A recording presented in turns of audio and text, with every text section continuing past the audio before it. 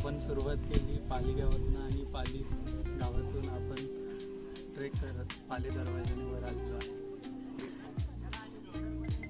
हा आहे चोर दरवाजाकडे जाणारा मार्ग खूपच अरुंद असल्याने वीकेंडला येणाऱ्या ट्रेकर्सची लाईन लागलेली आहे. तर आपण जेव्हा तो चोर दरवाजामधून खाली उतरू तेव्हा खाली या वाटेने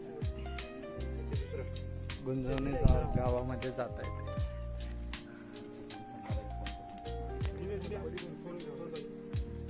समोर आपल्याला येणारे जाणारे ट्रेकर्स सुद्धा दिसत आहेत.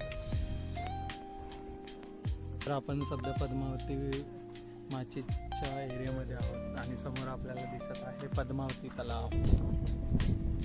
तुम्ही पाहू शकता 400 वर्षापूर्वी हा तलाव बांधलेला